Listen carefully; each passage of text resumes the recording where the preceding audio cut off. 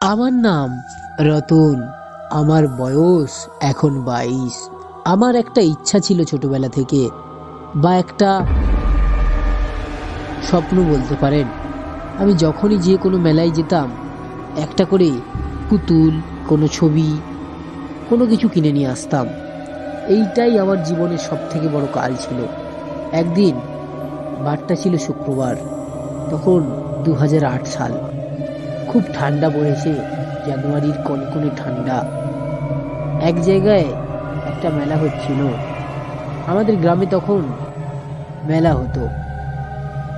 সবাই মিলে বেরিয়েছি মেলা দেখতে যাব। আমি, আমার বোন, বাবা, মা সবাই মিলে মেলা দেখতে গিয়েছি। যেতে যেতে তখন বেজে যায় প্রায় রাত 9টা। আমরা মেলায় গিয়ে যখন পৌঁছলাম, তখন কত লোক, আমরা ঘোরাঘুরি করছি।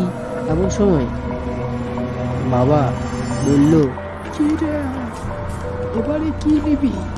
তখন আমি বললাম, চলো যাই, দেখি যদি কিছু পাই। আমাকে দোকানে নিয়ে গেল। দোকানে গিয়ে দেখি অদ্ভুত ধরনের 2টা পুতুল। আমি দোকানদারকে বললাম, আচ্ছা দোকানদার মামা, এই জিনিসটার দাম কত?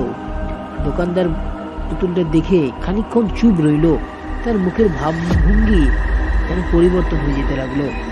দোকানদার আমাকে বলল, এইটা তুমি নিলে 1 টাকাও লাগবে না। আছি অনেক মেলা ঘুরেছি, অনেক জায়গায় গেছি, এই পুতুলগুলো কেউ নিতে চায়নি। তখন আমি দোকানদার মামাকে বললাম, ঠিক আছে দোকানদার মামা, আমি নেব। তখন আমি পুতুলটা নিলাম। যেহেতু খালি হাতে নিলে কেমন একটা দেখায়, তাই আমার বাবা দোকানদারকে 100 টাকা দিল।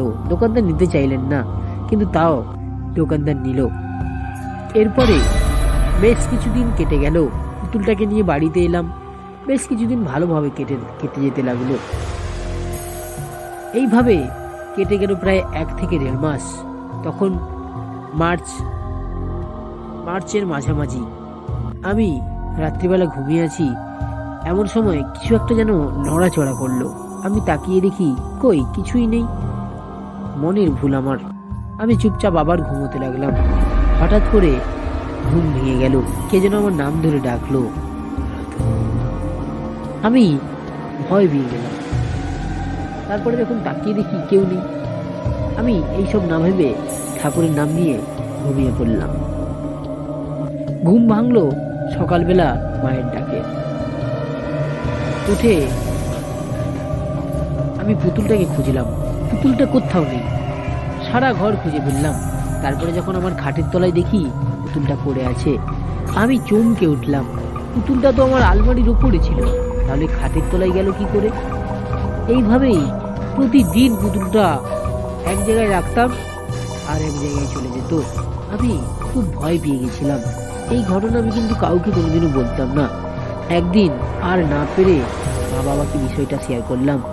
তখন মা বাবা আমাকে বলল যে এটা তোর মনের ভুল। আস্তে আস্তে আমি যেন কেমন শুকিয়ে যেতে লাগলাম। গায়ের চামড়া পাতলা হয়ে যেতে লাগলো, হাড়গুলো দেখা যেতে লাগলো। আমি এরকম ভাবে প্রায় অসুস্থ হয়ে যেতে লাগলাম। তখন বাবা মা আর না পেরে ডাক্তারের কাছে নিয়ে গেল। ডাক্তার আমায় কিছুই বললো না। ডাক্তার বলল যে এটা স্বাভাবিক, কিছুই নয়। এর খাওয়া দাওয়া ঠিকঠাক হচ্ছে না, তাই জন্য রাত্রিবেলা ঘুম হচ্ছে না, তাই জন্য এরকম অসুস্থ হয়ে গেছে। এই কথা ভেবে আমাকে প্রচুর খাওয়া দাওয়া করাতে লাগলেন, কিন্তু যতই খাই সেই চেহারা আগের থেকে আরো খারাপ হতে লাগলো। তখন মা বাবা উপায় না পেয়ে একটা তান্ত্রিকের কাছে আমাকে নিয়ে গেল। তান্ত্রিক আমায় বলল, কি হয়েছে তোমার দেখি। তান্ত্রিক আমার কপালে বৃদ্ধা আঙুল টাচ করে রেখে চোখ বন্ধ করলো। মিনিট 5 পর চোখ খুলে তান্ত্রিক আমাকে যেটা বলল সেইটা শুনে তো আমি অবাক।